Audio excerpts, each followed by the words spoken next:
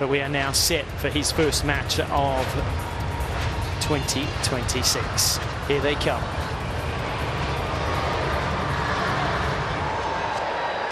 Please welcome, representing Norway, Casper Ruud.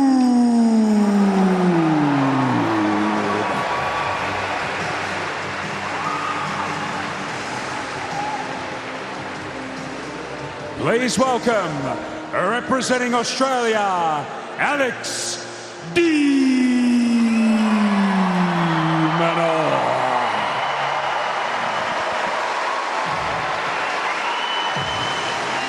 Well, a lot of expectation for that man on screen. Behind him, the captain is Leighton Hewitt.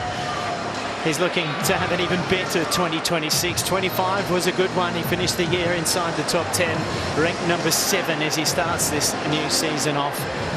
And Todd Woodbridge here alongside of Jim Courier. Jim, a warm welcome down under again. I know you've already done a match here today in the day session, but the first time working with you in 2026, and I always look forward to that. Likewise, Todd, great to be alongside you, and hello everyone. The tennis season has truly begun. United Cup getting underway yesterday in Perth and in Sydney today, and it's been a good one so far. Some tantalizing matches have been played. Stan Wawrinka, how about his victory over in Perth? The 40-year-old former AO champion getting a win in, and now we get a chance to see the Aussie #1, Alex de Minaur, the first Aussie male since the man who was alongside him here, Leighton Hewitt, to be inside the world's top 10, and he is certainly a firm fixture there. This man has fallen just outside of it, ranked number 12, but this is a very, very interesting matchup to get things started for Alex. We'll listen in here to the coin toss. There is a net machine. For your towels, there are the boxes, and they have the name of your country on the outside. 25 seconds, they start automatically, okay? Any questions before we start? No? Charlie, who's going to choose? Alex? AO is heads. Heads it is? Receive. Stay. Some photos, please, over there. Thank you.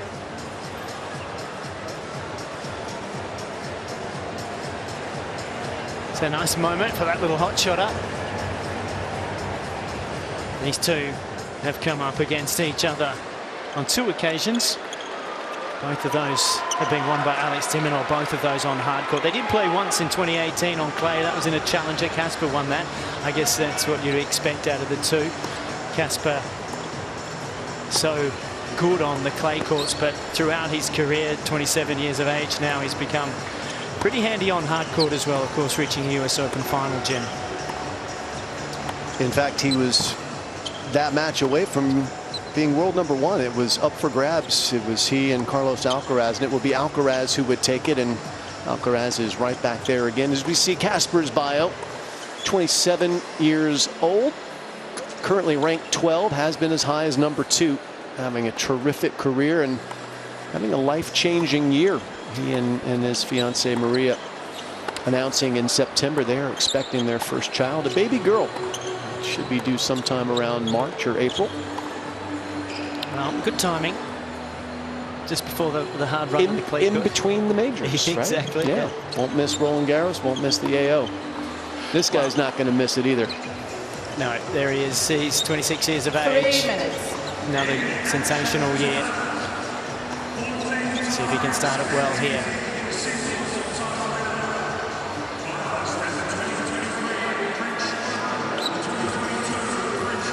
But gee, it's been a good crowd here tonight. Saturday night in Sydney. There's plenty on offer to do in this fabulous city, but many have come and chosen here. 10,000 seat stadium. There is what I was talking about, the head-to-head, the last meeting in 2024, and the final, in fact, in Acapulco. 4-4 victory to Alex. So they both know each other's games very well.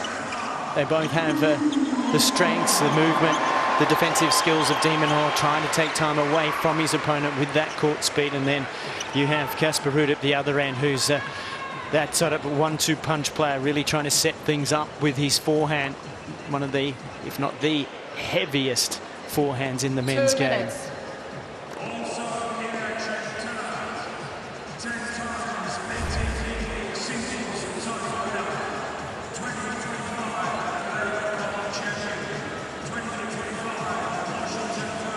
Well, it's a family affair for the Ruuds.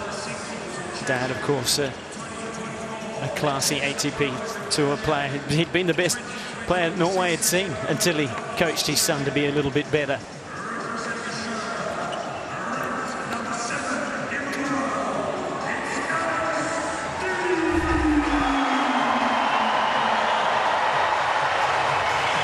Well, a lot of anticipation ahead of this match. Australia have the lead, 1-love. Can Alex de Minaur seal it? Well, Casper Ruud has something to say about that. It gives us an opportunity to go down into Team Norway's player area and have a chat to the captain and his coach and his dad. Christian, lovely to have you. Thanks for agreeing to chat to us. Just talk us through this matchup, how you see it playing out tonight. Well, yeah, Alex, he plays really well, especially here in Australia, and he played well the whole last year, so it's going to be difficult, but we had a good pre-season training. Casper's feeling strong, motivated to get going for 2026, so he knows he has to play well, and that's the plan, just to go out there and play well. Hey, Christian, Jim Courier here. I got a quick question. I know that you guys have toggled the racket that he's used. Starting at Laver Cup, he went to a slightly smaller Yonex frame. What have you guys seen from that racket? What is it giving him that's different from the prior racket? He feels it gives him a little bit more control when he's, when the opponents are playing fast and deep. With the bigger frame, he feels he can't control the ball as much as he wants. So he feels he can control the ball on those fast, hard courts. Basically, that's what he's feeling. And before we get to the match here, how are you feeling about being a grandfather here before too long? Yeah, it's going to be exciting. I'm looking forward to it. So yeah, I'm really happy about it. So yeah, it's not too long until it happens now. So hey, that'll be great, Christian. You can be out in the court coaching during the day, and then you can be babysitting at night. Yeah, I'll do that, I guess. All right, good luck. Thank you. Thank you for joining us, and good luck to Team Norway as players take their final break, a swig of water and a towel down, and we get set for the opening game.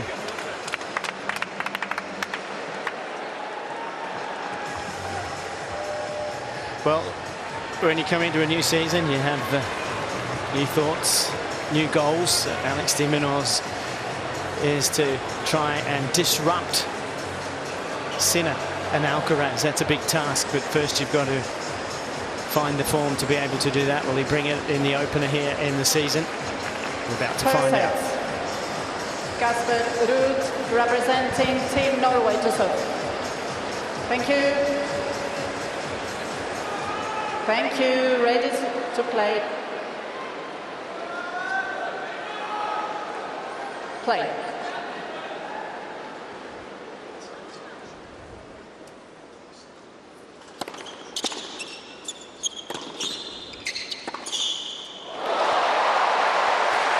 Well, he can't start much bigger than that from de Minaur. Rips an opening forehand winner.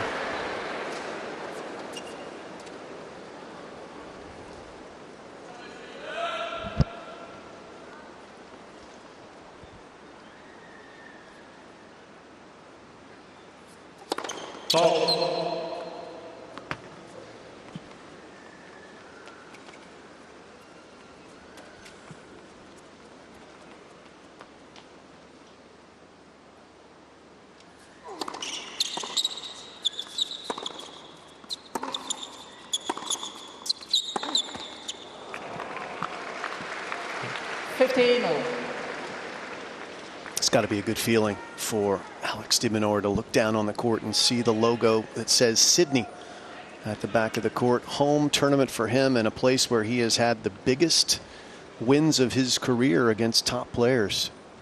World number 1, Djokovic defeated here. Beat Nadal here. Beat Zverev here. Guy just loves to play on this court, Todd. Certainly does. It's interesting. This time of year does suit his game. The warmth that's in the court, the speed that it plays.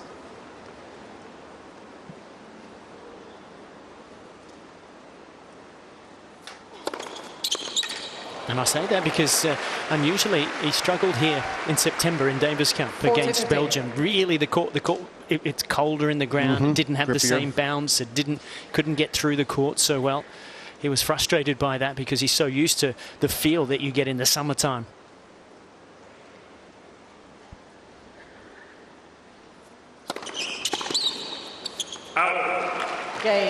Team Norway.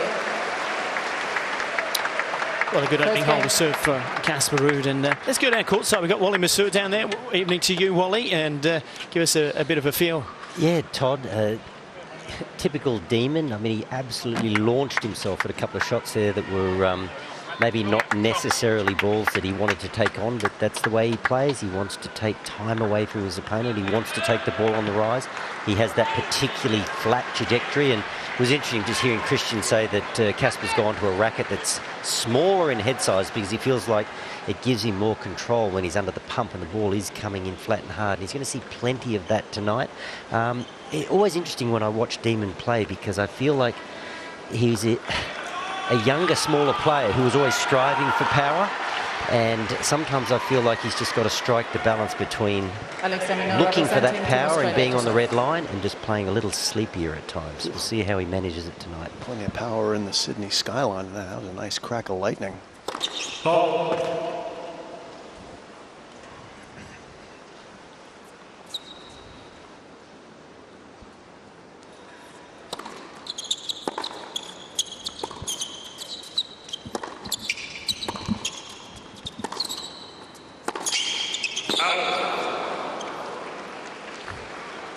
Love 15. Oh, that's what you're talking about, Jim. That is something special, isn't it? Yeah, that's truly remarkable. Good thing we've got a roof. Well, that's the CBD. It's on the northern side of Sydney, the southwest suburbs where Homebush is.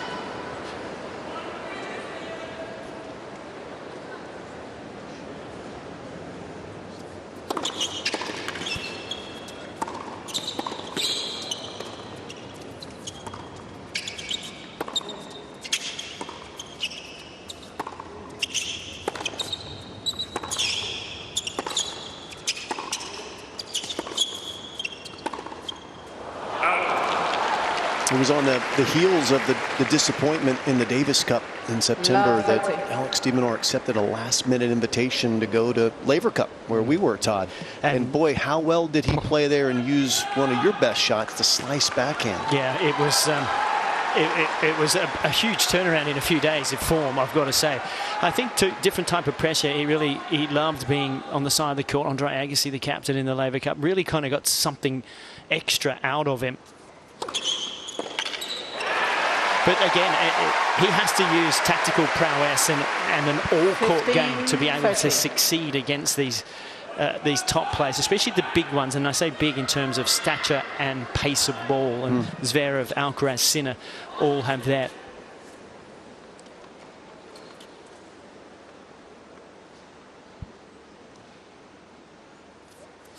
Ball.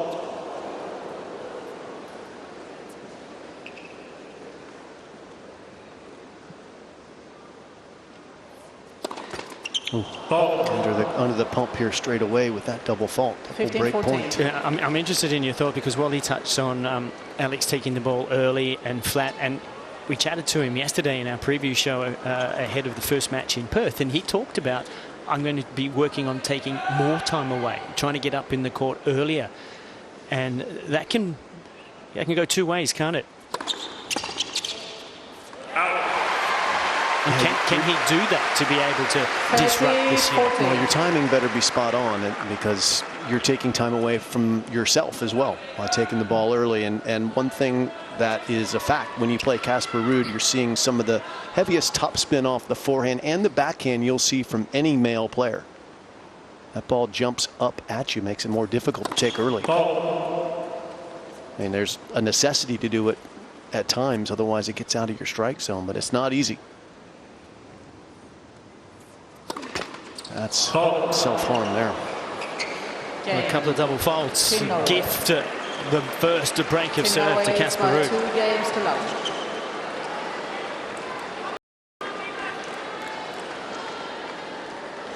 And not easy for any player, even one as accomplished as Alex de Minaur, to come out and play the first match of the season and feel comfortable. Certainly an anxiety-ridden opening service game there for the Aussie.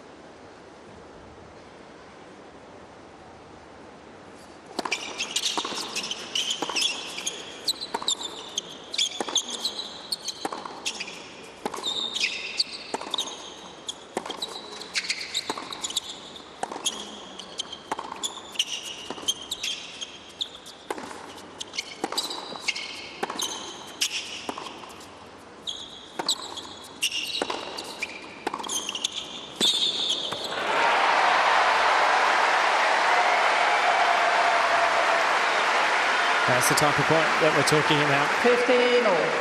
Held his ground on the baseline, pushed his opponent back off it. So Alex was saying that one of his goals this season is to try and get the ball even earlier. Yes. And is that intended to disrupt the new two? Was that he wants to challenge the big guns, obviously, right? Yeah. And feels like that's necessary. Yeah. And I think the reasoning behind that is that they hit bigger. They have a heavier ball, so you've got to give them less time to get set to be able to rip on everything that they do. But it's a tough way to play. It's a tricky balance, though. You want to practice it, you want to bring it to the match court for when you need it, but you're 7 in the world for a reason, playing the way you've been playing. So I think if I'm on the coaching team, my philosophy would be we're going to play matches like this where we have a good head-to-head record against Casper the way that we normally play them, unless we get a big lead. Or until we get a big lead. Then let's bring out the new tricks and try them under a little bit of pressure, but not a ton, as opposed to maybe going a little bit further than you might be comfortable with. You know what I mean? Do indeed. Like a golfer winning a major and then deciding to change their shot shape.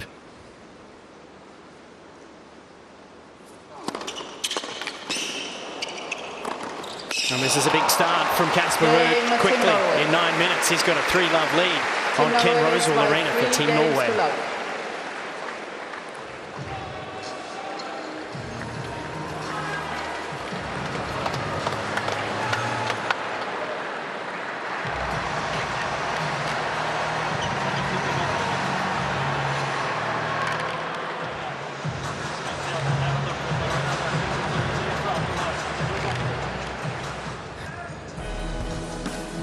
We saw some interesting storms in the sky. It's not always like that in Sydney, though. It is one of the beautiful cities of the world. And when it's a nice evening, you get some incredible sunsets. Obviously, the Opera House and the Harbour Bridge shine brightly in those occasions. Barangaroo, too, that's just behind the Opera House there. Wonderful new precinct to go entertain and have some fabulous restaurants. And then, of course, you can go and climb the bridge. Have you done that, Jim? Indeed, I have. Scared the daylights out of me. So not the start that Australia were looking for here for Alex de Minaur.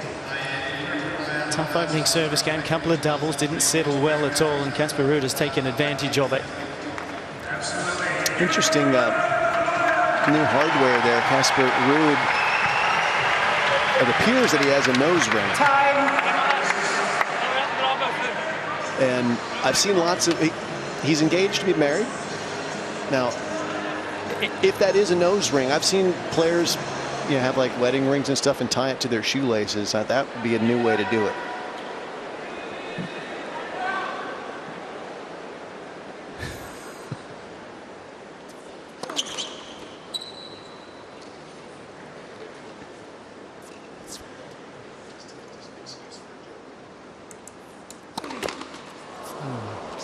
But is it a nose ring? I don't know. Or is it? I sat next to him and did an interview in the first match. I didn't notice it. I think, is it something to do with breathing? Perhaps? I don't is it know. one of those a new apparatus to open up the nostrils and get more oxygen in, or something? I like my story better. I'm sure Wally's all over it. No, I think Jim's right. You get led around by the nose when you're married, so I think he's on the money. Man, Alex de Minaur's second serve has not appeared yet, and it's been a real source of strength for him in recent times.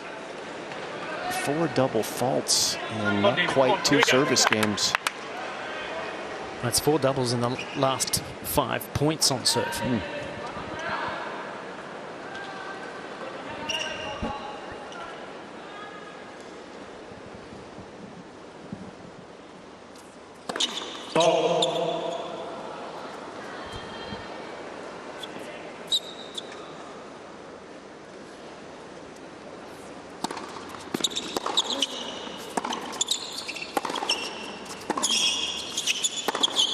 Out.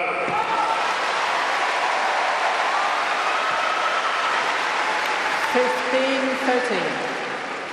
And have a look at that first serve percentage. Obviously, it's going to be down running into the second service game, but 33% is putting himself under extreme pressure. Let's first service.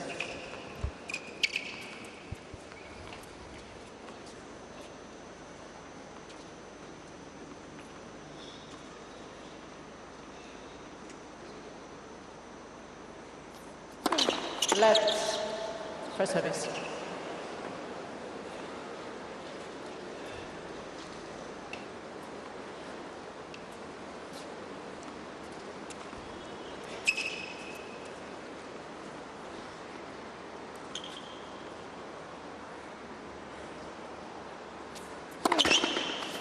Ball.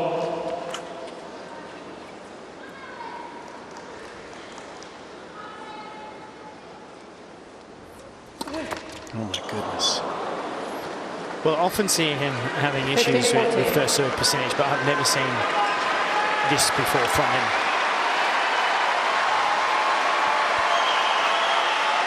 So a fifth double fault and points for a double break. You'd almost think like they're set points for Casper Ruud.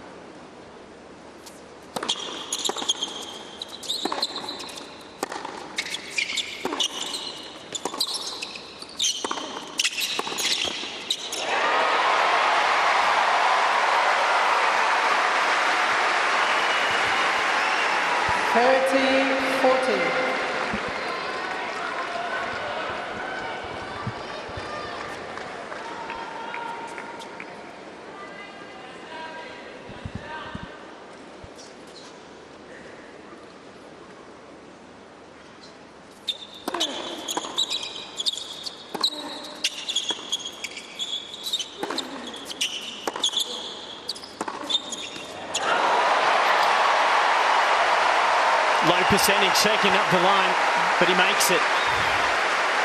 The most important thing is he's made some serves to keep his chances alive in this game. Truly jaw-dropping that he's had this trouble with the second serve. He's become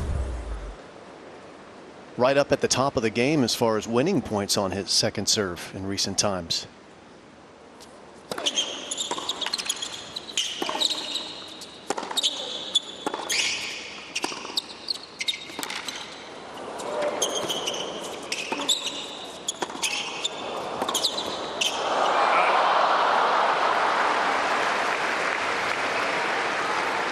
Advantage, Team Norway.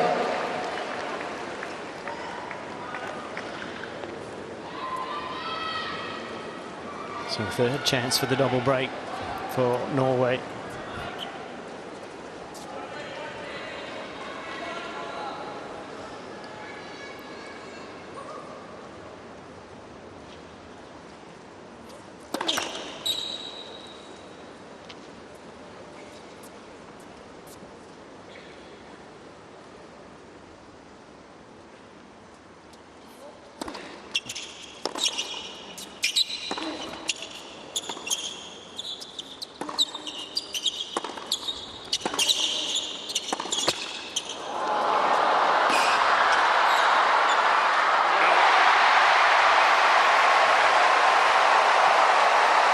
Well, there's the speed of Minaur.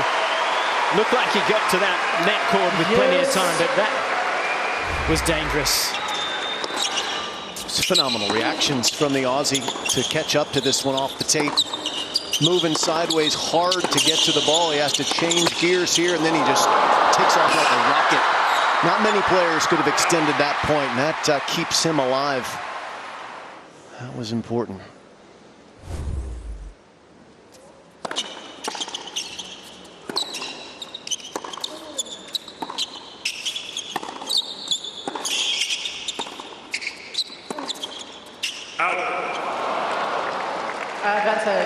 So much of the story right now on this scoreline is Minaur and the problems he's had with his second serve, but Casper Ruud is very crisp so far in the first 8 minutes of this match.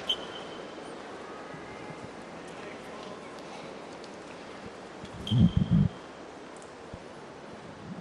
one unforced error from Ruud so far.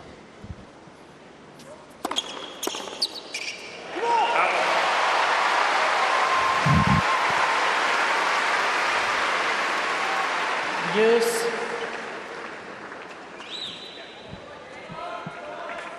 Minaur not quite in gear yet. 11 unforced errors from the Aussie. Pretty uncharacteristic.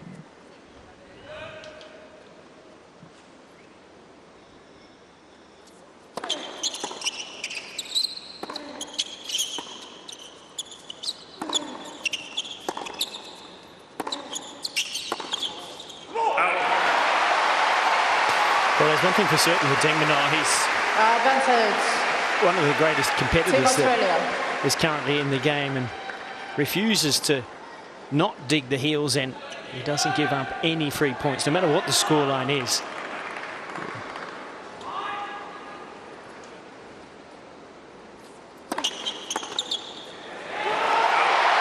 And that could be a turning point right there. Survives 3 break points to get on the board. Alex Minaur has worked so hard in so many aspects of his game, and one area where he's really seen a big benefit is in 2023 in the offseason. He decided to add speed to his serve. He added about 5 kilometers to his second serve as well as his first, and his second serve points won has been climbing steadily ever since. He was number 12 in the world in 2024 at winning second serve points. Last year, second behind Sinner.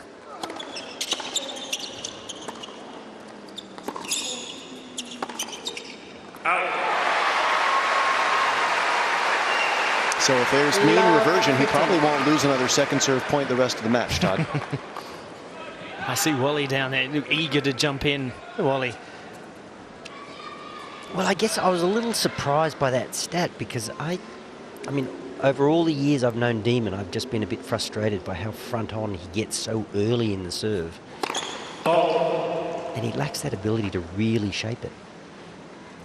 That Jim's just supplied me with some stats that would suggest the second serve is improving.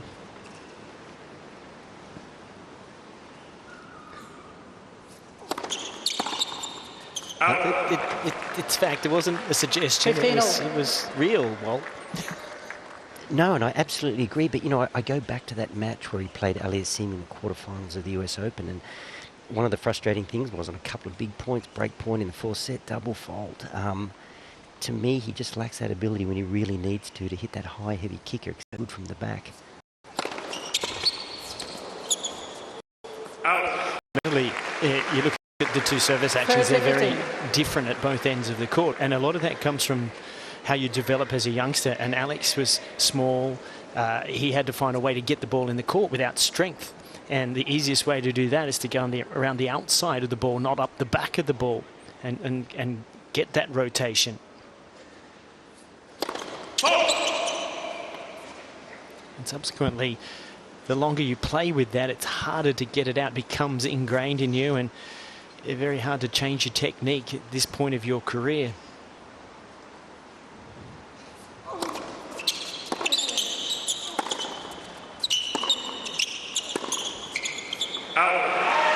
He's starting to dig in here against Casper Ruud's fizzing second serve.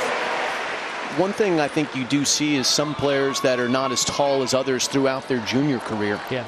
They tend to not want to hit a kick serve as much. They want to hit a slice to keep the ball lower, so because they're not as strong as some of their competitors to be able to defend it with speed on the ball. So you want to keep it lower in the strike zone, and a slice serve does that. 40, and as you develop in size, most junior players, when they kind of hit puberty, 13, 14, 15, that's when the kick serve really starts to become effective and that development happens. But if you're still undersized, you might not get the benefit. I wasn't there to see Demon develop the way that Wally was. Jim, one thing I'll say about the Demon too, he's pretty stubborn. A lot of good players are. He backs himself. He believes, you said, you know, the coaching staff and how they might be talking about how to approach 2026. I guarantee at the end of the day, Demon makes that decision which direction they're going.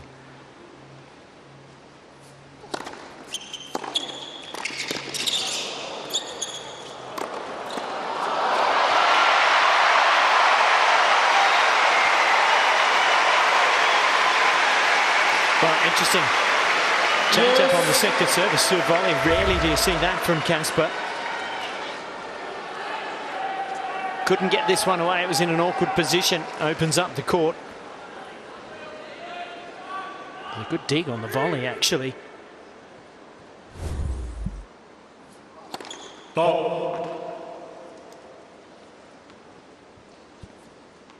You might see when the out call comes with the automated lines here. There are a couple of red lights on the net post that let everyone know that the out call has been made. Sometimes hard to hear. Out. There they are.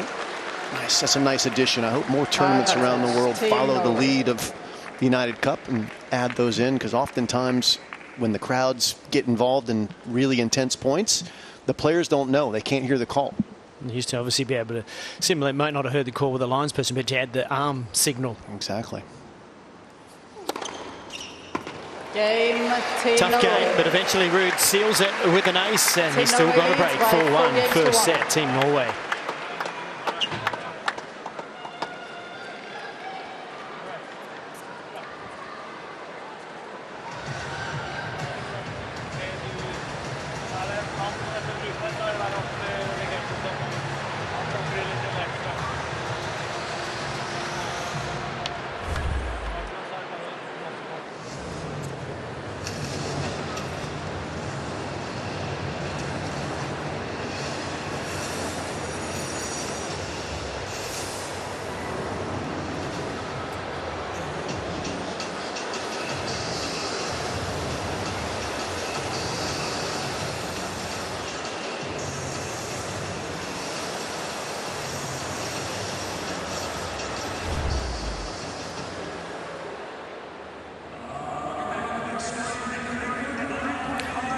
Night skies in Sydney on a Saturday in early January.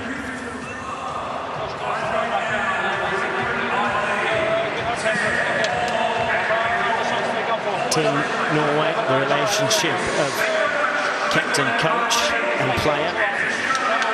It's one of the few that have really managed to do this exceptionally well, to have a parent as your coach. Often many youngsters start that way, but it gets tougher as you become an adult. And they, Jim, are doing it very well. They've got a great balance. Yeah, we have quite a few. And Sasha Zverev with his father here. Stefano Tsitsipas back with the Postolo as well.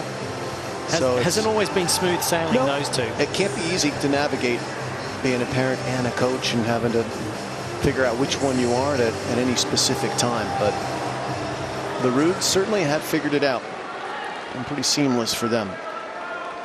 Well, Alex de Minaur trying to figure this one out at the moment. Slowly getting into it, I think you could say. Here he is serving at 1-4. Ball.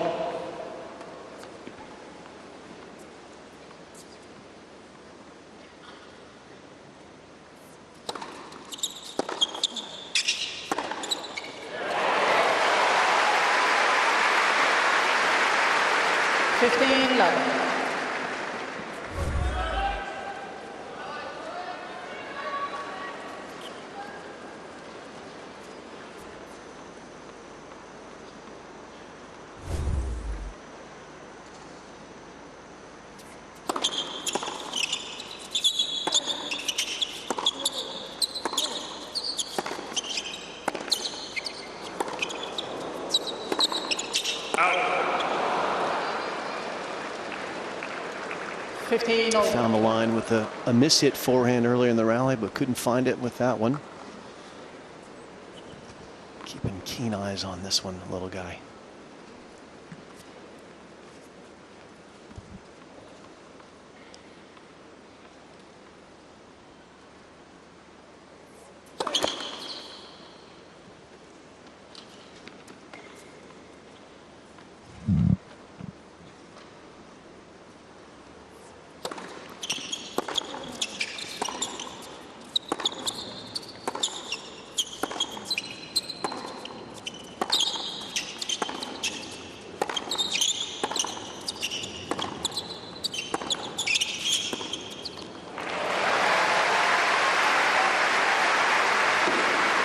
One of the things that was really fun to watch on the practice court during Laver Cup Andre Agassi was the captain of Team World. Pat Rafter was the vice captain.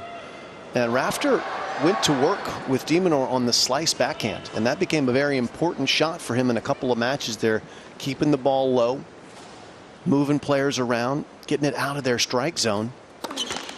And we haven't seen him hit a slice backhand yet today, but against Casper Ruud's extreme grips, one would think that would work pretty well.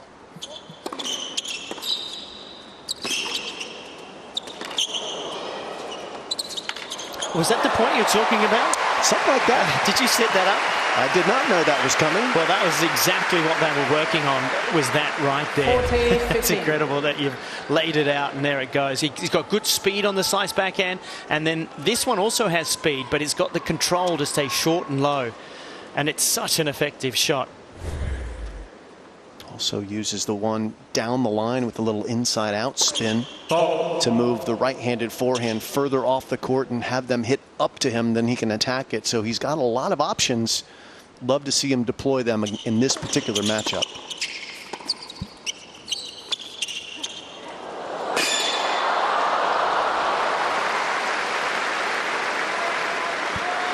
I think that's sometimes where his mentality and stubbornness gets in the way, because I think he previously has seen the slice backhand as a safety ball, keep it in the rally, and it's not an offensive shot, but he actually can use it offensively. So he has to kind of rejig in his mind how he sees it.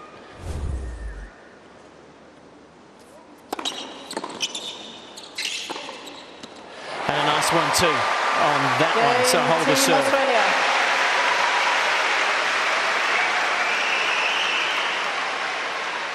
Wally? Team Norway leads by 4 games to 2. I've known Demon a long time, so have you, Todd. And, you know, I'm just curious about this idea that he's going to ramp it up in 2026.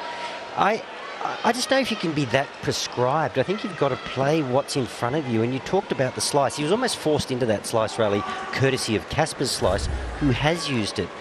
I think you've got to train for every situation. You've got to try to perfect every element of your game. And then as matches fall,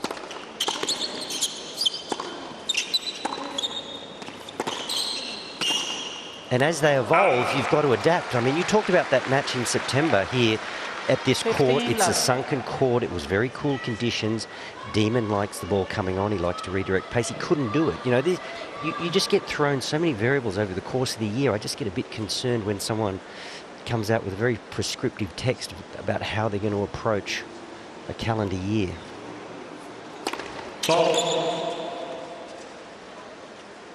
I mean, we just saw a really effective slice point that he was almost forced into, but, you know, I spoke to Pat after the Laver Cup and he said he really enjoyed spending some time with Demon and working on those aspects of the game, just finding another dimension.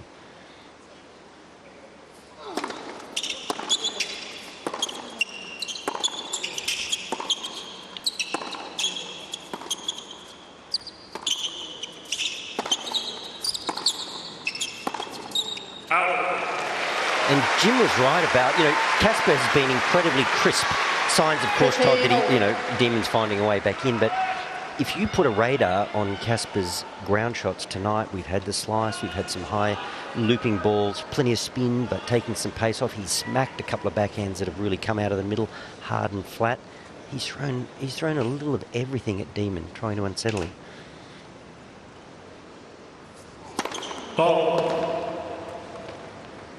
We even saw a serve volley point from Casper, so I guess that's what I'm getting at. Look at Alcaraz. I mean, he's got everything. I think Demon has to approach. He wants to bridge the gap between himself at number 8 in the world and Yannick Sinner at number 2 in the world, and that's not an easy gap, obviously. But I think he's got to look at all elements of his game and just keep working, keep improving on them all. Don't discount any of them.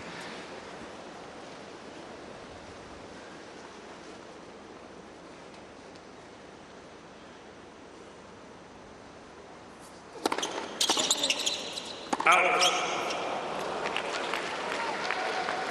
30.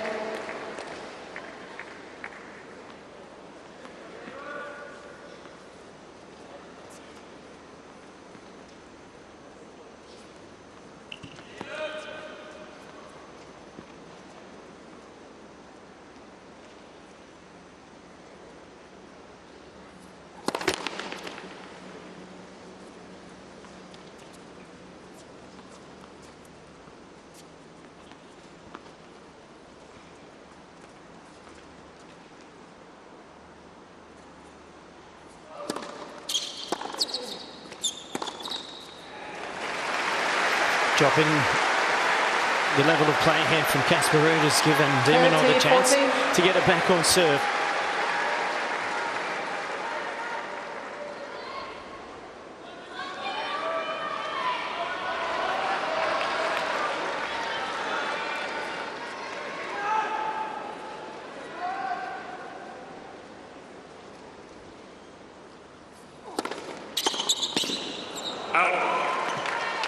It's a good first serve under that pressure point. It's an interesting service action. We've talked about Minaur's serve, but Casper Ruud has a very quick motion, short toss, and because of that, it makes it hard to read.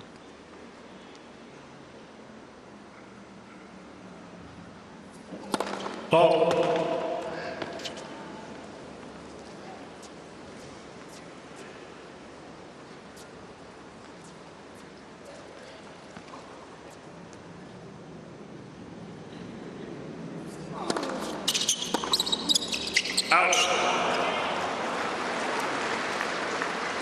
Advantage, Team Norway. And probably a little bit more variety on the direction of the second serve from Casper Ruud between these two. Well, he has more topspin on his serve, which allows him to be very aggressive with it as far as hitting it shorter in the court. He can get it to dive over the net, shorter in the box, and kind of get more angle on it off the court in the ad court. This is the one where, for Minaur, doesn't have as much action on his serve. It's harder for him to move a player outside the doubles alley, but for Casper Ruud, the leg action, the quick racket action, he can get a lot of topspin on this serve, and he can move it all over the box, really. More options.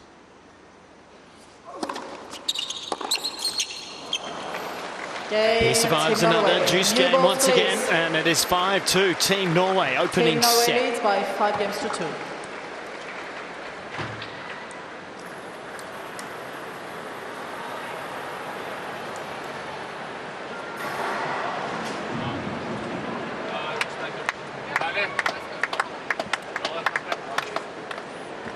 So just when you thought then that Alex was starting to make his way into it, a couple of unforced errors that you don't see from him. And again, it's sort of the scenario, I think, where there's a bit of pressure built coming and playing at home, and he can handle pressure, but it's kind of that pressure he puts on himself about wanting to be so good and do it so much, if that makes sense. I'm not getting articulated myself well, but you're just basically saying to yourself, I want it more, and then you don't allow yourself to be free. Yeah, boy, he came out in this match anxious, and too many unforced errors put him in a hole. He's working his way back into it. Still a long way to go in this one.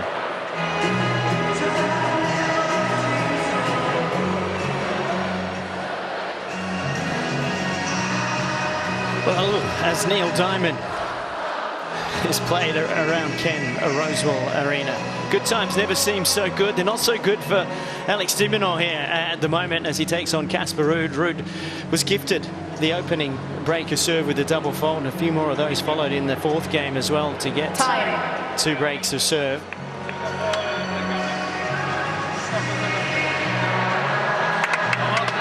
But it's been a good start to the evening for Australia. Storm Hunter winning the opening singles against Malene Helgo in straight sets. Tight match, but of course Storm being brought out to replace an ill Maya joint. Australia's #1, doing an excellent job. We wish Maya all the best in trying to get herself back out on the court. She had a great pre-season and had done all the work, and hopefully she isn't under the weather for too long. Out. 15-11.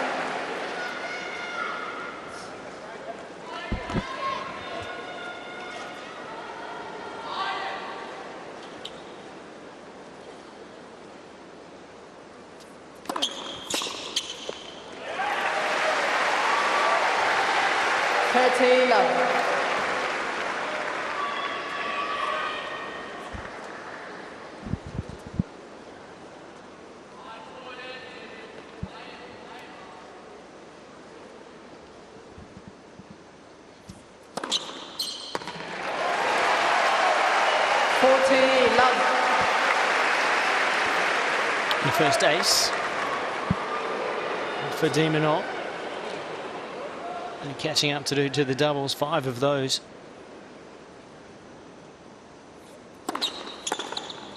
Out. And a love game. Team Australia.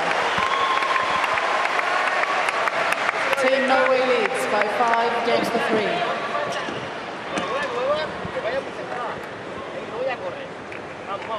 Here we go, lock in here, mate. Come on.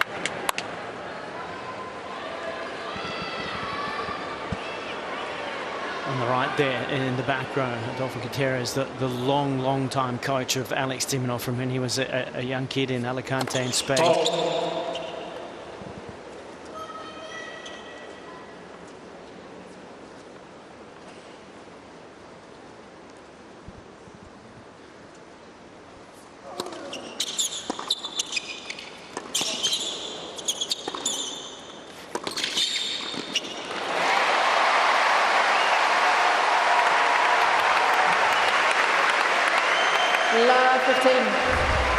Great off return, sets up the forehand, opportunity to attack, and good crisp volley. Very little follow through. Really perfect technique on that volley. Well, footwork too. See, when he made contact, that he kept following through with the feet in the direction that he wanted that shot to go.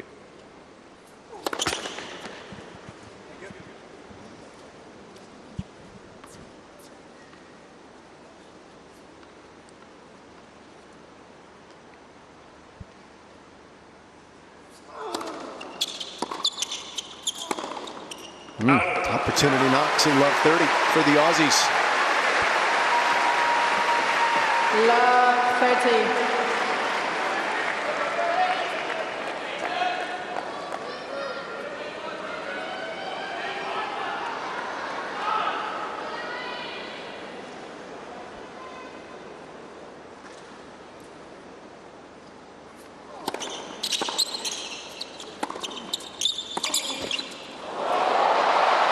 And looking like a little bit of luck.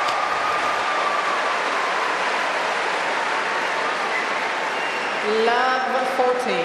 Very quickly, 3 chances to get this back on serve. That'll be something. Remember, he had 3 break points in the 4th game to go down a double break, but survived it.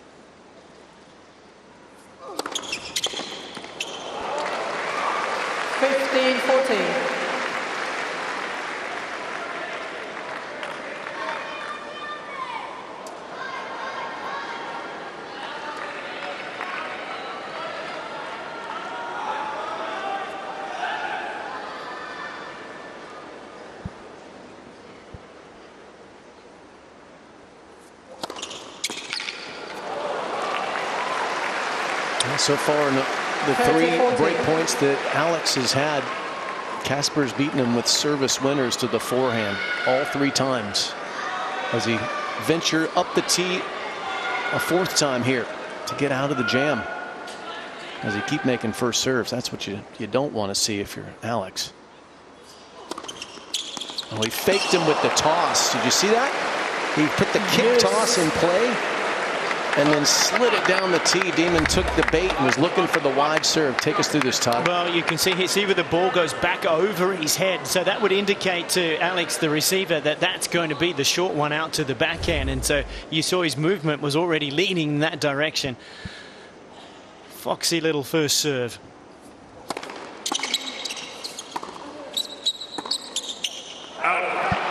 And what a way to fight your way out of it. Team Norway.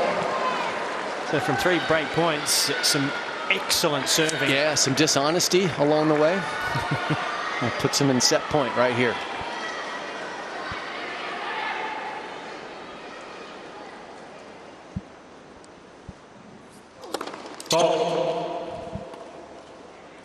We used to call that serve the liar back when the dinosaurs roamed the earth when we were playing.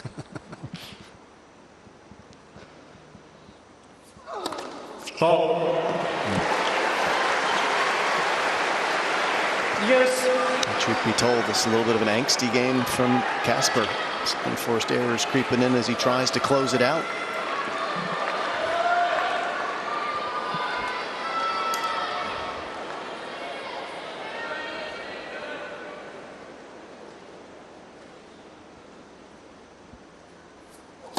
Ball.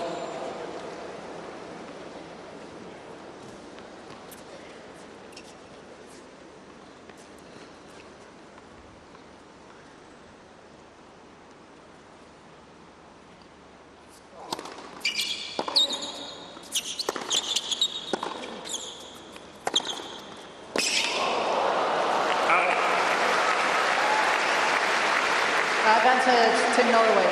That's the patented point of Casper Ruud right there. He uses the forehand so effectively. The first one you could have potentially expected him to go big on, but he was patient with it, waited for even more space on the second one. So another set point for Team Norway.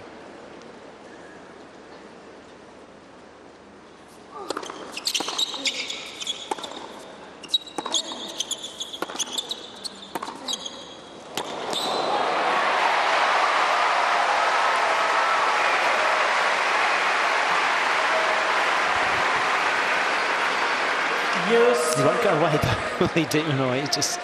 He keeps nipping at your heels.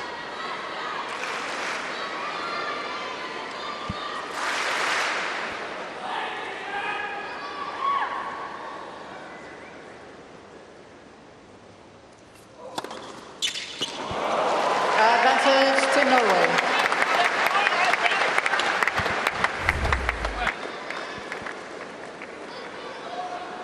And a third ace brings up a third set point.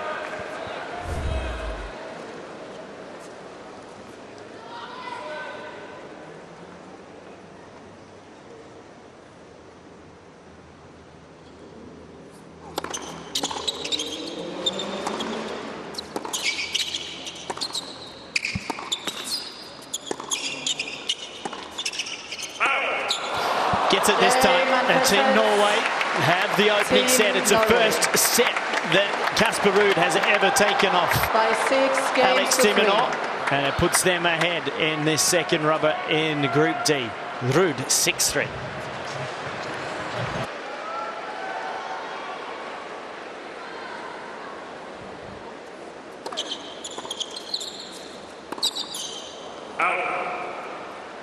Love 15.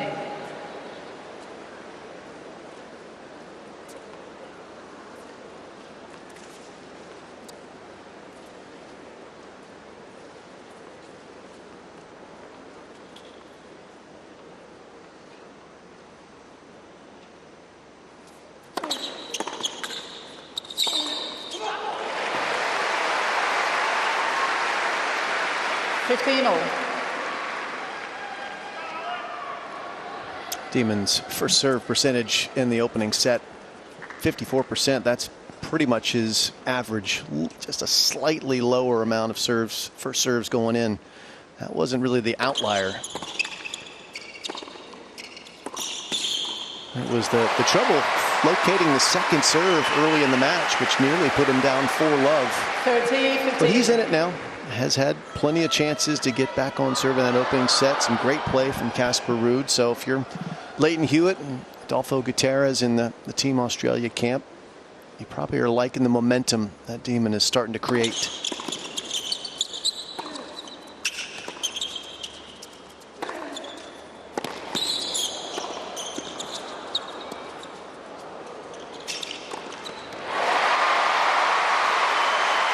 Jumping all over that forehand, not letting it bounce high at all. 40-15. Well, Alex is making about the normal amount of first serves in play. He hasn't quite found the location yet. There's certainly room to improve that. And he's made first serves. They haven't really hit his spots as much as he normally would.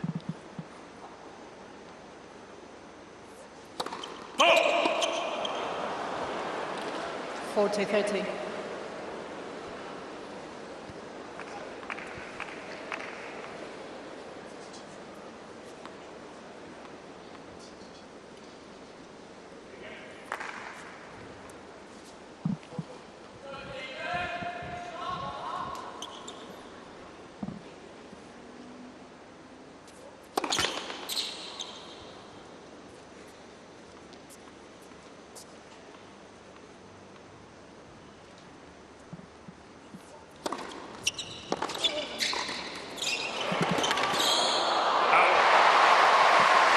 change up from Minaur with the serve and crisp volley, and gets the opening hole.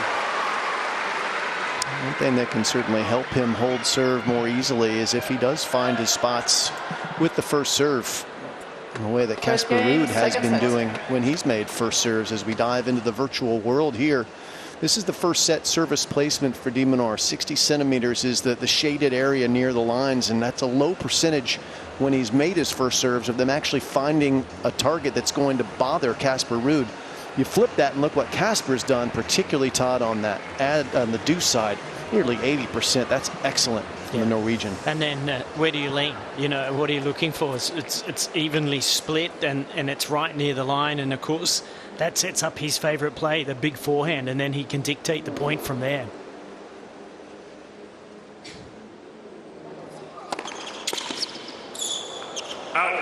Another great target hit with that serve. So the combination for Casper, where he disguises his serve with the quick ball toss, catching it at its apex, and then hitting his spots, has made one of the game's great returners really struggle.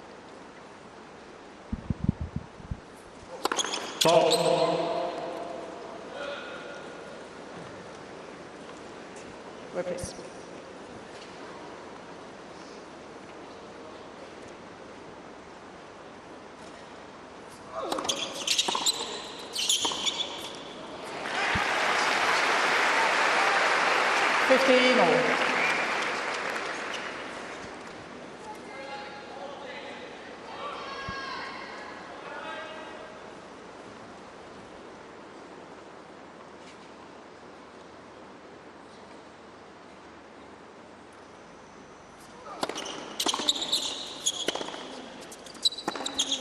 Out. 30-15. Here we go. Come on.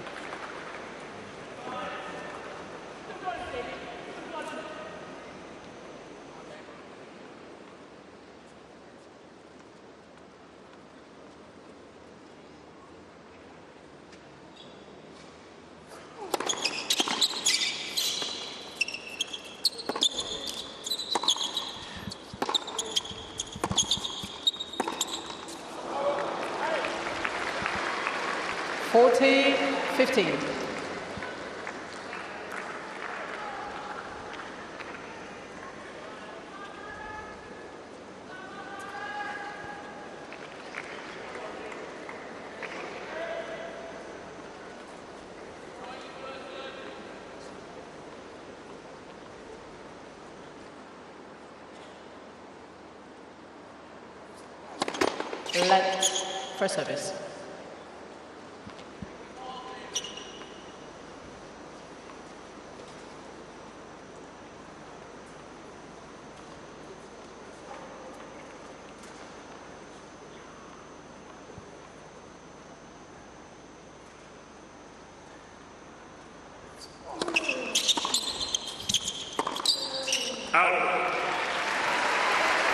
It's been interesting here.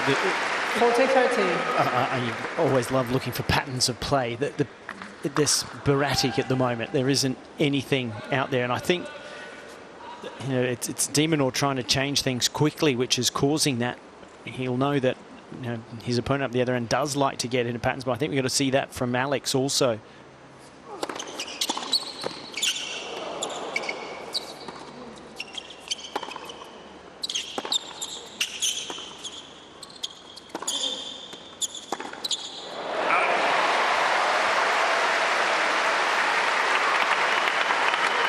Yes.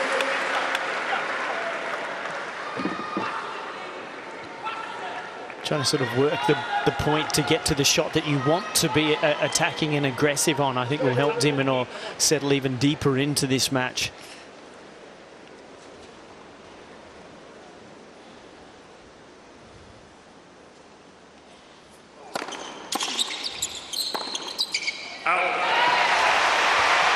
Advantage, Team Australia. Todd, I agree. I think he's just got to work a little harder from the back of the court, Demon. Just be a little bit patient, keep your depth, and just try to create a bit of time and space before you pull the trigger. Create a better visual.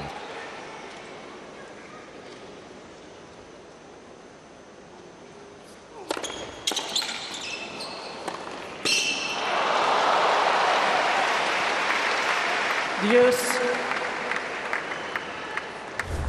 It's been perfect with his first serve so far, has Casper Ruud when facing break point. That first serve out wide that time for the first time on a break point, set up a nice forehand winner for him. Frustration for Alex, no doubt.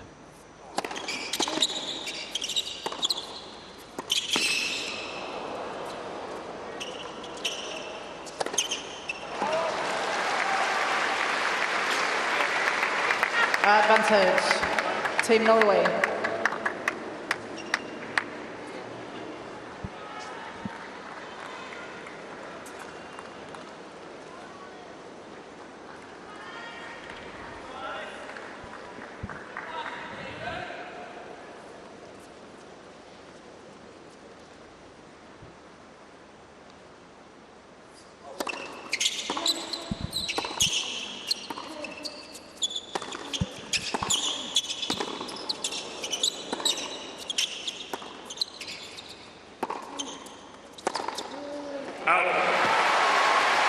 That's the sort of point, Wally, that you're talking about, working a little harder, 2 or 3 extra balls in court in the rally. Yeah, sometimes when I watch the modern game, I feel like there's almost a fear in players that the other guy's going to hit a winner. So I'll make an error before he hits a winner, that sort of thing. Just be patient, see what transpires. If they keep hitting winners, well, maybe then you've got to push the envelope.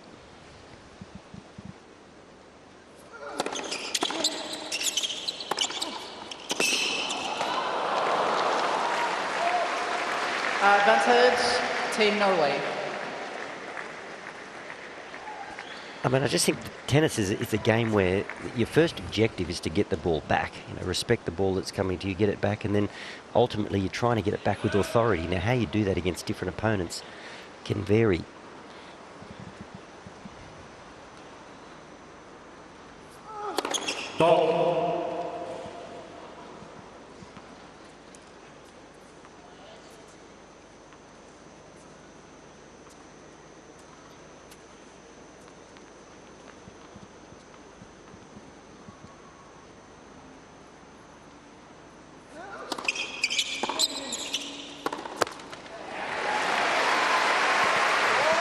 Use. Once again, though, he's hanging in, giving himself chances, is Minaur. But he does so well. And that man there is Dan Michel. And for those of you, he's one of the most remarkable humans you'll ever come across. Australian Paralympic medalist in Paris in 2024. That was in boccia. And Team I had Norway. the privilege of sitting courtside and watching him through the rounds, and then also in the medal round where he took silver. And it is an extraordinary thing that he is able to do. He has a ramp operator, you see there at boccia. You have to get the ball similar to bocce outdoors. This is indoors, and there is nothing he can't do.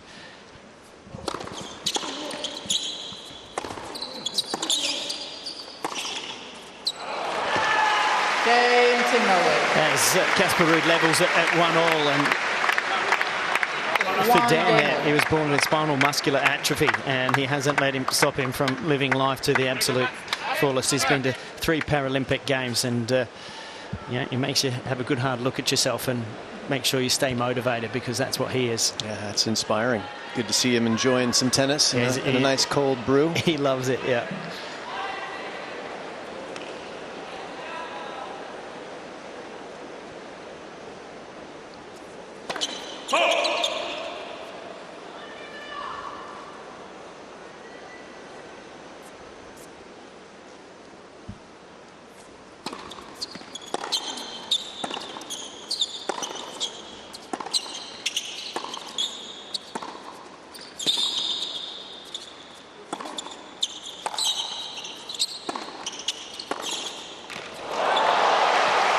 That was great anticipation from Casper Ruud. He took a step into his backhand corner just before Alex hit the approach shot, and that gave him the time he needed to rip this winner down the line. Good acceleration on the approach shot here, but it was the anticipation that won the day for the Norwegian.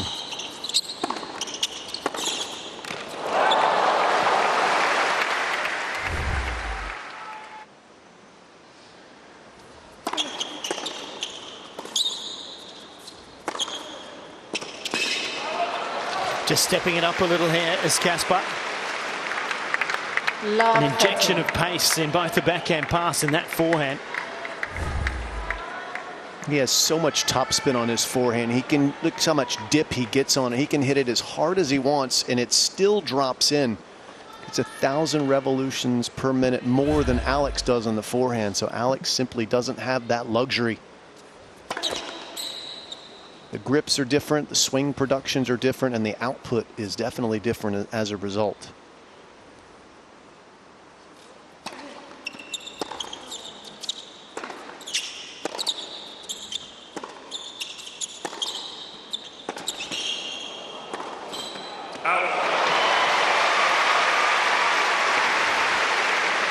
Well, the line was open. 15-13. But that's where you feel you have to hit the line when you're playing against Minaur.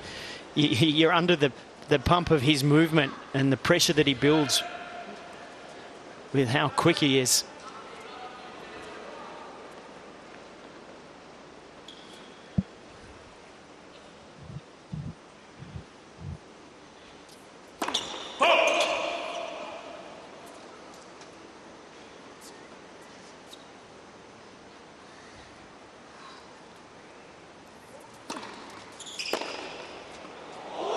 There's the spin you're talking about, Jim. 40. Did he get a little extra because he caught half of the frame along the way, Wally? Yeah, he definitely did there. Dropped like an absolute stone, which mishits tend to do.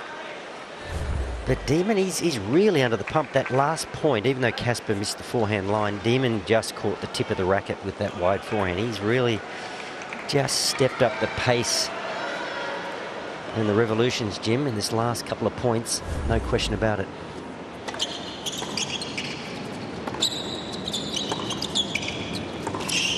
And he's got the break. Minaur in trouble for Australia. Norway on top, a set and 2-1. Team Norway leads by 2 games to 1.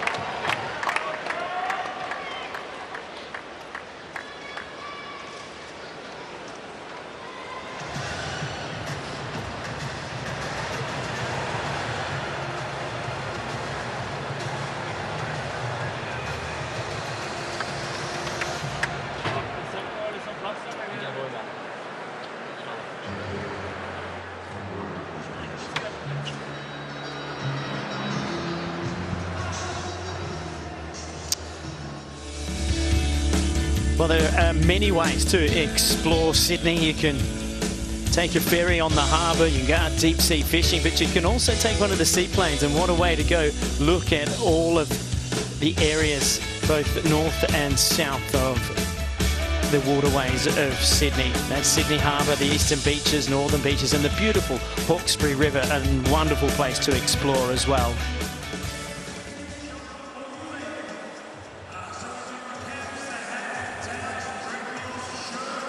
We're out at Ken Rosewall Arena. Day 1 here in Sydney of the United Cup. A big afternoon, great tennis. A mixed doubles decided the match, Jim, between Team China and Team Belgium. And there were some riveting and exciting moments at the back end of that. I got good news for you, Ty. We have so much amazing tennis in front of us in this summer of tennis, culminating in the Australian Open. The bad news for you is you may not see a better match than that mixed doubles match. That was phenomenal. It was some good stuff, wasn't it? I bet you will, but it's going to be tough to top. No, absolutely it will. There was some big swings in momentum in that one, and there's going to have to be a big swing in momentum here for Alex de Minaur. He hasn't found his form. He's had chances, but he hasn't been able to take any of them, and now Casper Ruud serving here with a set and a break.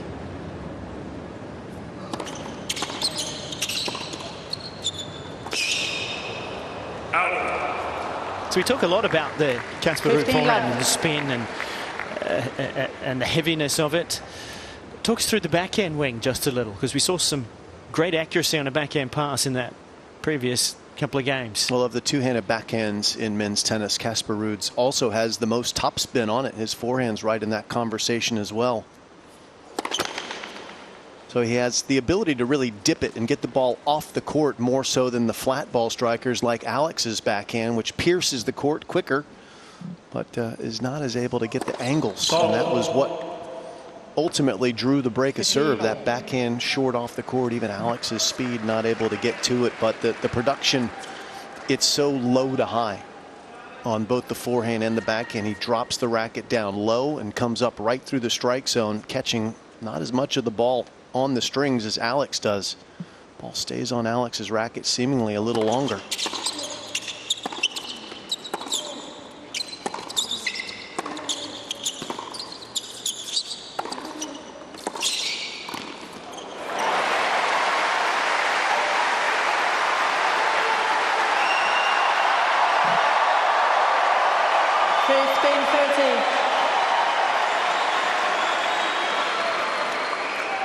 As Minaur gets this crowd involved, he's given himself a chance to get right back on serve here. 15-30, definitely feeling some pressure for Casper.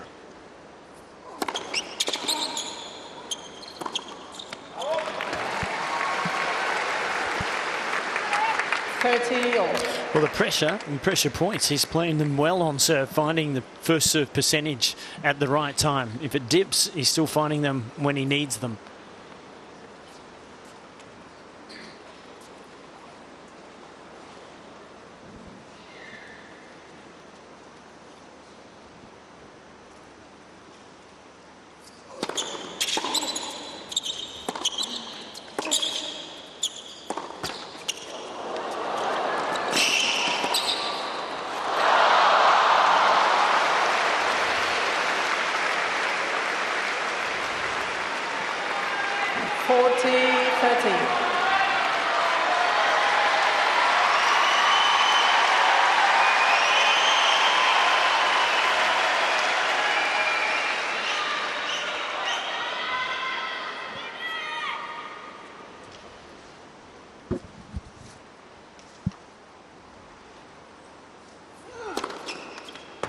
And once again, he finds his target, captures the line. By 3-1.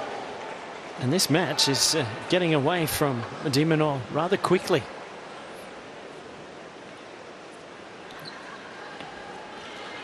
Been on court just over an hour and 7 minutes. And the crowd kind of starting to feel it too. They're starting to try to see if they can get in behind their man.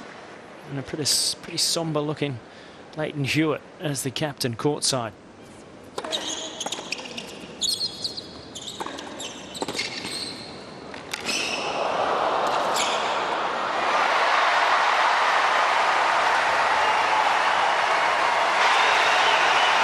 Boys, put your captain's hat on. What do you say to Demon at end change? Well, I would tell him that he's close, because he has been close. He just hasn't been able to convert break points or the 15-30 opportunities he's been able to generate.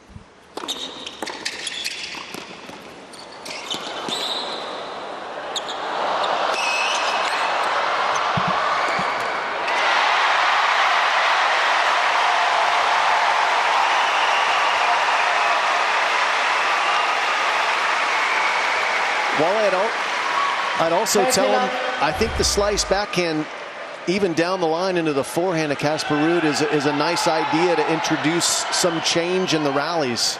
But ultimately, it's just about doing what you do best, digging in, settling in, and making this a dogfight.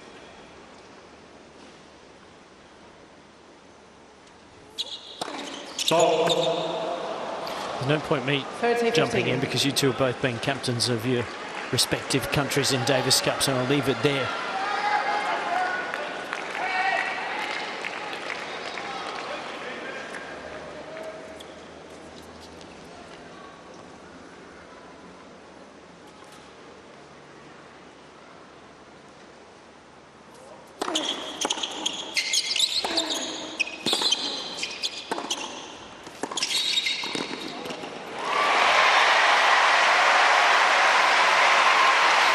One of the best transition players in the game, that ability to, we've talked a lot about it, take time away from his opponent by being up in the court, but he chooses the right ball well so often. Here it is, the short one. He knows he's got his man on the run and he closes quickly, and his volleying prowess is up there with the best.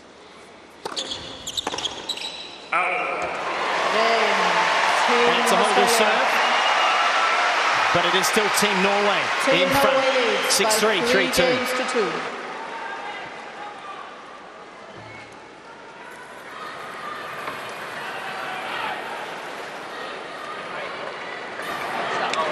Maybe we'll listen in here to see what they do say. Take it on, mate.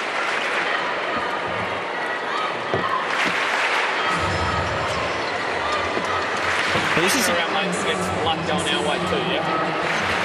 Good stuff.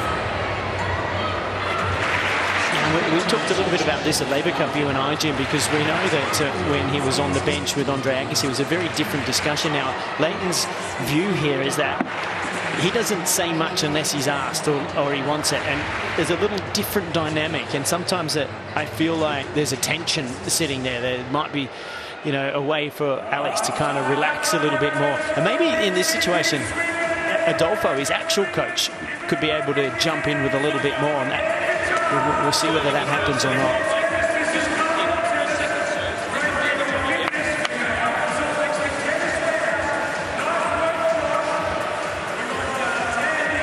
Well, it's been a big day here in Sydney at the United Cup, and there's a big, potentially 20 minutes to come here for Team Australia. They've got the 1-love lead in this tie against Norway. Time. But Australia's #1, ranked 7 in the world, finding himself in trouble against a former top 10er. He's only just outside of it, isn't he, Casper Ruud at number 12. Always on paper going to be a tough match for both players.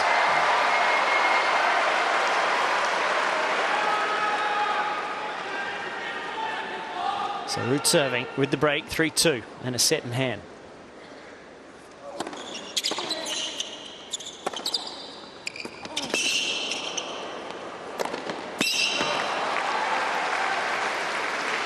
In credit where it's due, Casper has been awfully good tonight. Alex hasn't settled. It's almost like he hasn't quite found the right emotional state to play in, but Casper has just been, he's been superb, particularly on serve. That little purple shading, that graphic that we saw here has just given that purple an absolute hiding.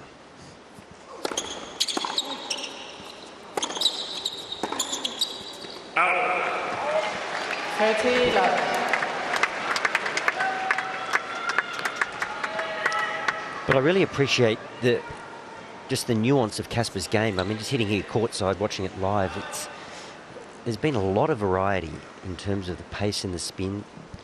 He sliced the ball when he's had to, defended when he's had to.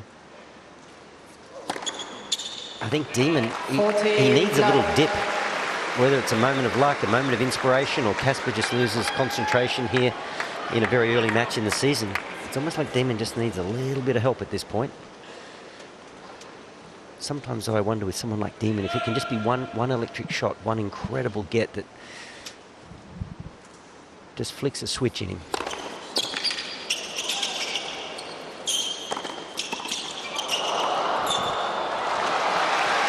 Hard to make inroads when there's such good quality serving. Team Norway leads by 4 games to 2. Casper Ruud's really lifted his first serve in this second set. The accuracy was there in the first set when he made serves. He's hardly missed a first serve in the second set. That's made it tough for Alex to get that first break of the night. Still seeking it. Got to hold serve here to stay close. Ball.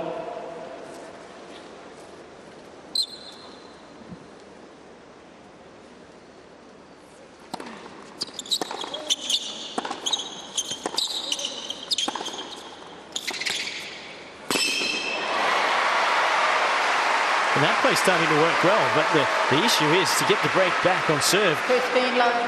He's not getting the opportunity to get a decent return in to set himself into a rally. Not yet. Not in this set. He still had the break point in the second game, didn't get it. Another good serve from Casper Ruud got him out of that jam.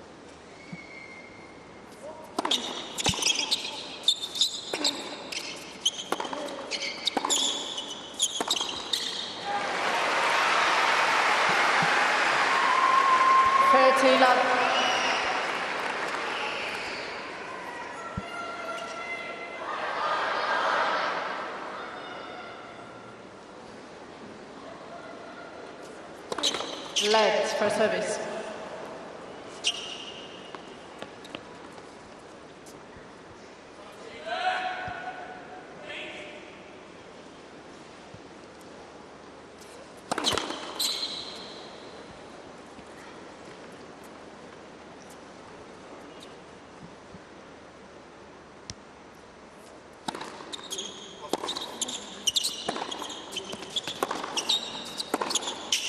Out. 30-15.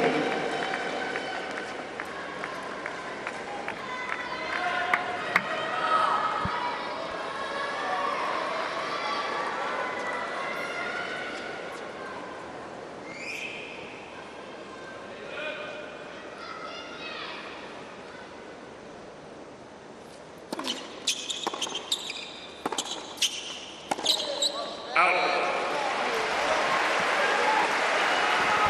40-15.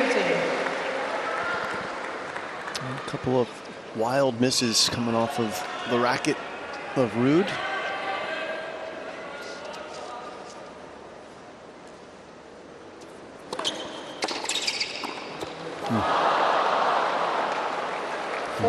Casper is starting to think about the finish line, because he certainly can see it from here. First tennis match, seeing a good one. Not for the Aussies so far in the men's singles, but got to see Storm Hunter have a memorable night in the singles. We're going to see her in the mixed as well. Very much so. She's going to be pivotal.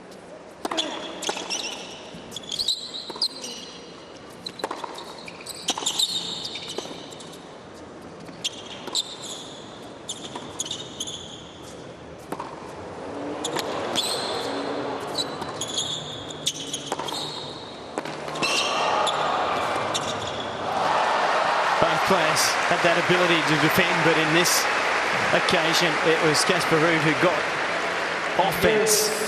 Well, it was a nice concept in theory to try and hit short angles for de Minaur. Haven't seen that tonight, but the problem for him is he just doesn't create enough topspin on the ball to hit with enough speed to get it to jump out. Yeah, he has to play safe when he plays short in the court, because he hits has the grips that don't really allow him to rip at that ball with the confidence that Casper has. It's just it's a tougher shot for him out of technique.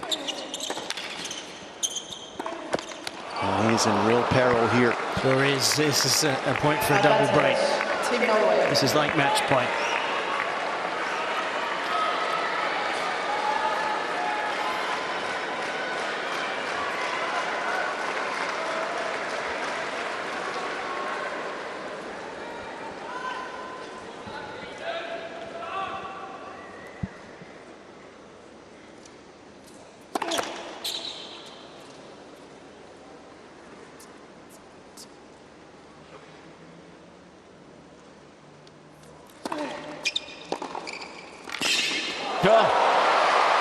Is that the spark that we were talking about? Because that was an exceptionally difficult volley, and he pulls it off. Yes.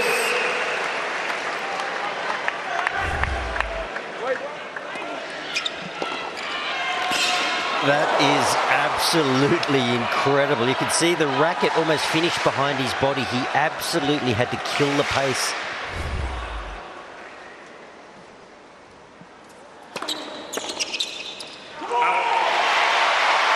Well, here we go. Can he get the crowd involved? I'll tell you what, he went down to the casino on that second serve and volley and put it all on red and came up big. And that is something that will make Casper Ruud think long and hard, if he can hold serve here, de Minaur, about what might come next. Second serve and volley on his shoelaces. That was incredible.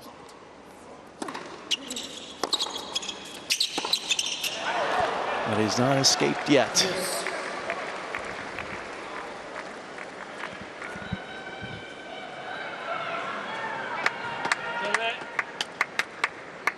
And having been a player, his dad, Christian Sydney, knows exactly how important this little piece is. Look at the scoreline. Oh, it's comfortable, it's easy, but if somehow de Minaur can hang on here, that can change.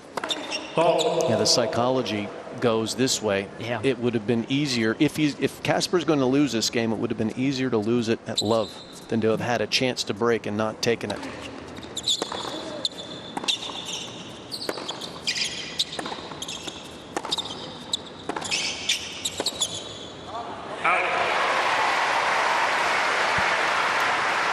Advantage, Team Australia. Great work, David.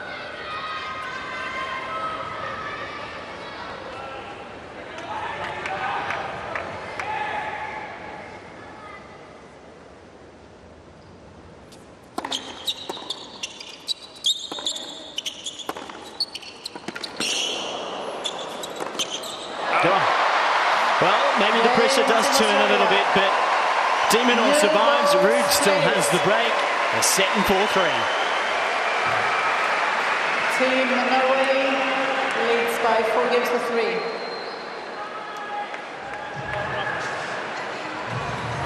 Now, interesting bit of byplay here now.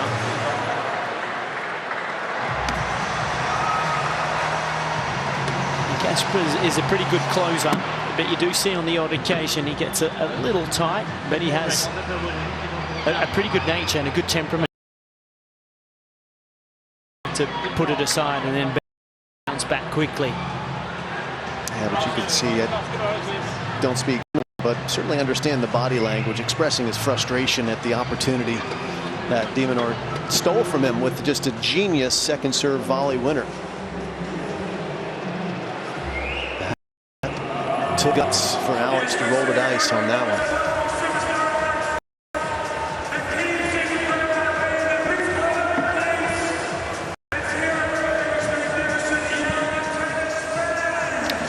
Well, that's JP Smith there on the left. He's the designated player at the moment to be joining Storm Hunter in the mixed doubles. So he's out there warming up.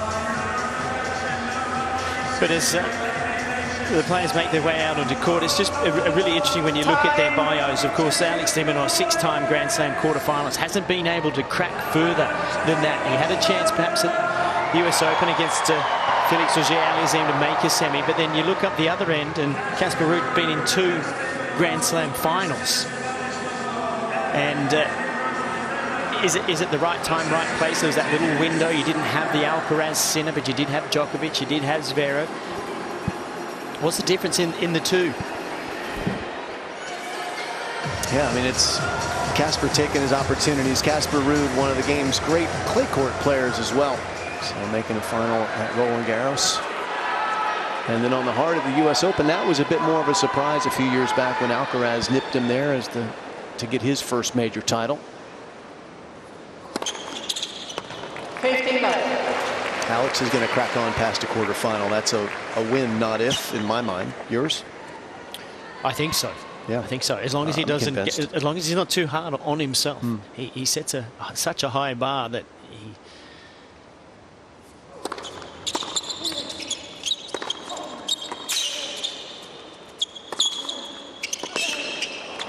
he sets such a high bar for himself that self-expectation can sometimes get in the way of actually letting it happen. That will sometimes can be a bit of a barrier.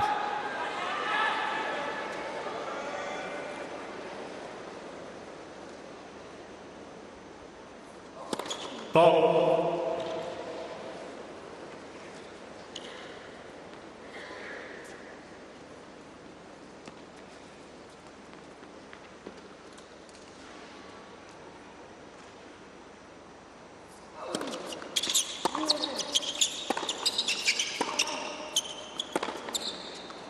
Oh, that one drops in. 40 love.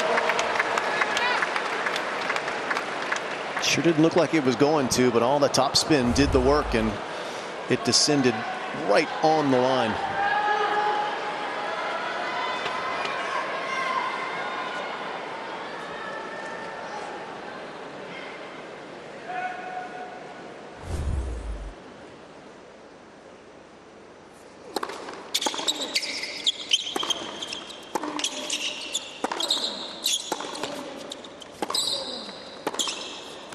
Now that's in a superb service game from Casper Ruud. is one game away from levelling this for Team Norway.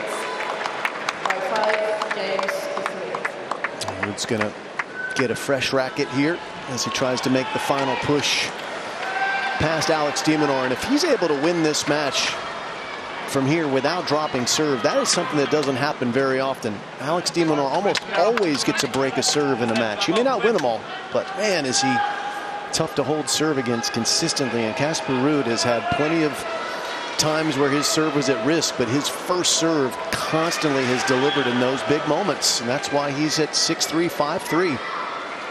The pressure now swings over to the man in the white cap. Serving to stay in the match.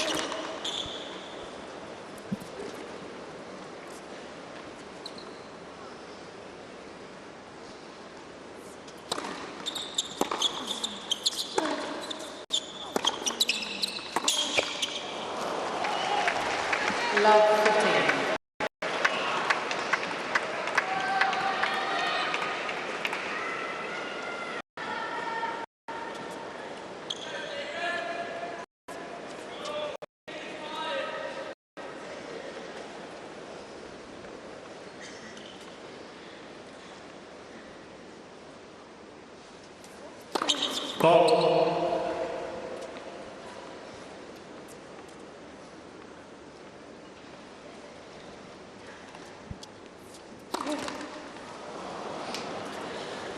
Well, it's been a match, Wally, that started in a similar fashion to what we're seeing here. Yeah, and look, I mean, Alex wasn't at his best at the start. Obviously, those double faults hurt him a lot. Early break for Casper, but Casper, he's played brilliantly tonight. His serve has been exceptional, and there's a power imbalance at the moment because Casper is opening his shoulders. He's got no scoreboard pressure. And Alex, I mean, he's a fighter. He'll continue to fight. He'll try to find a way. We saw it in that last service game. He'll do anything he can to try to stay in the contest. But it's been an interesting night. I mean, Casper, if this is a sign of what's to come in 2026 for him, he might find himself in another Grand Slam final.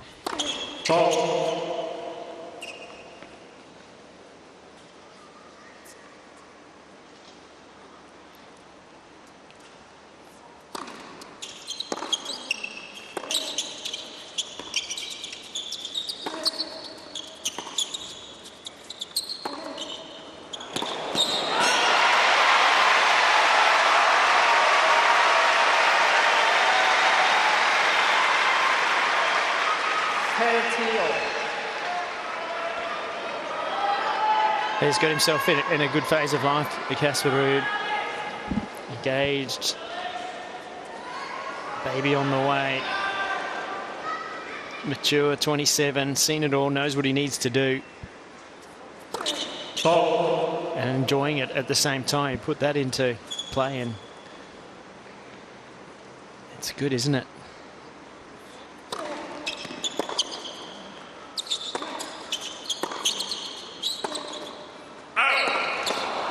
And he's now a point away from levelling.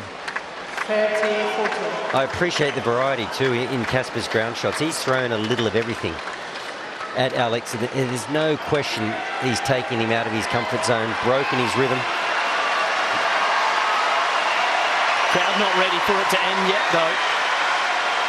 But he's match point.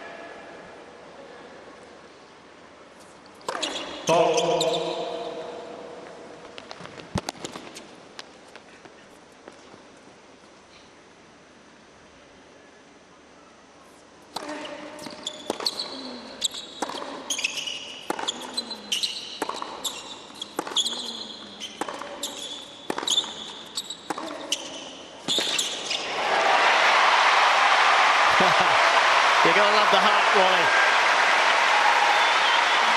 Well, it's a lot like the captain sitting in the chair for Australia, Leighton Hewitt. They just never, ever give up. It's a trait that both men share.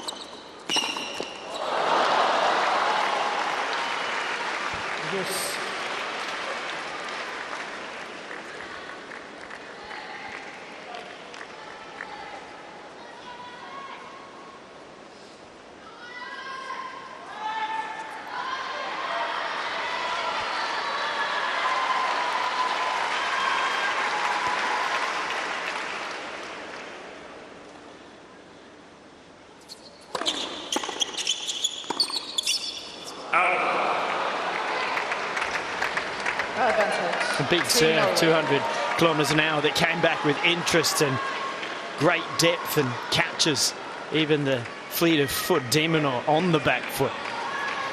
And it brings up a second match point.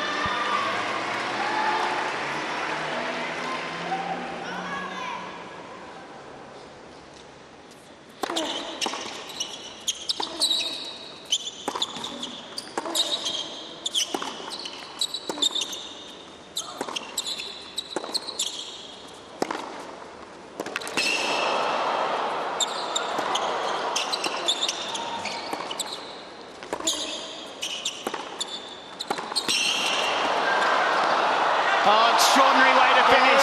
Casper Ruud does it for Team Norway. 6-3, 6-3. Casper Ruud levels the time, and it will be a live mixed doubles to come to separate these two teams.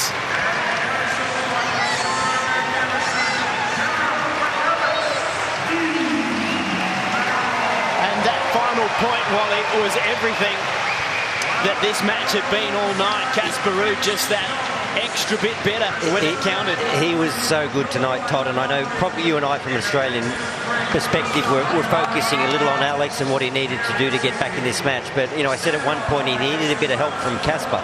He didn't get it. Casper was unbelievably good tonight. Just couldn't fault him obviously on serve. And from the back of the court, it was judicious shot making. He unloaded with power when he had a bit of time. Right shot at the right time. Defended when he had to. Very, very complete performance from Casper Ruud. Given it's so early in the season, he's come out of the blocks really well. Look, I was a little surprised. Demon didn't quite seem Demon-like. He just seemed a bit subdued. Quite often I'm sitting fairly close to the players' box there. We're just seeing Casper enjoying the win, but there was almost that 1,000-yard stare from Demon as he was sitting in the player box at change of ends. It wasn't like he was taking on a lot of information. He was kind of looking off into the distance. Not quite himself tonight. He'll be better for the run. There's no question about that. And I guess the big question is, does he front up for the mixed? Yeah, that's going to be the thing, isn't it? JP Smith is down to play with Storm Hunter, but of course you would expect if Australia had to go through that they put the number one player in, and of course that's Minaur. Doesn't play a lot of doubles, but when he does, he plays well. But we'll find that out shortly. But in the meantime, let's listen in. Jim Couriers with Casper Ruud. Casper, really good to see you. Happy New Year, and it's got to be a happy start for you to the season. Playing Alex is always difficult, but especially here on this court. How'd you get it done tonight? Yeah, thank you. It's great to start a new season. I think we've all seen Alex in a better shape than he was today. I mean, he was doing a few unforced errors that typically he doesn't, so I kind of got some free points here and there. And I mean, you saw in the beginning he was struggling with the serve, so I got a free break and just built from there, and happy to play well after behind my own serve. And just, yeah, started a new season here down under is always great. I mean, summer, the fans are amazing, so it's just great to be here. You started the year last year well. You had some injury issues, and you finished on a nice run with a title in Stockholm. What did you focus on in the off season to get ready to play at this level tonight? I think we've done a lot of good work physically, and also for me, just mentally to be able to recover a bit after, you know, a few hectic years on tour since COVID broke out, and ever since I've been climbing in the rankings, and I've had a great kind of curve, and at some point it got maybe a bit too much, and my knee kind of gave in last year at some point, and I had 5-6 weeks now to recover and rest for a new year, and I feel great physically. We've done a lot of good work, and technically on the court as well, so I'm happy to get a great start here. To beat Alex here in Australia is one of the toughest challenges we have in tennis, so I'm super happy to have that on my resume now. I need to know what exactly was going on with your breathing. You look to have a nose ring. What exactly is going on, and can you show me what that was? Yes, I can show you. Give me 1 second. Right? Yeah. Truly something I've never seen you do before. What exactly is this device, and what does it do for you? Well, it's a newly developed device from Norway. It's about nose breathing. It's about breathing a bit more through your nose, nasal breathing, and I use it for sleep. I find it helpful. I feel like I get a little bit of extra oxygen through my nose when I'm breathing, and tough rallies, long rallies, and it's just a little bit of a trial for me. I was doing it during the whole off season, so I think we've all seen those ones that go above the nose, and this one is in the nose, so it goes like this, and it doesn't look maybe great. It looks like a bull ring if you like that sort of stuff, but it works, so whatever works, you know. I was wondering if it was your new wedding ring. I wasn't sure about that, but anyway, look, back to serious questions. You've got a serious match ahead of you. We expect to see you in the mixed doubles here in the decider. Are you going to be ready for that? Yeah, I think so. I'm going to head into the locker room and get a quick shower and see if I'm ready and fresh to be out here in about half an hour. We will see you out there. Congratulations. Well done. Good to see you.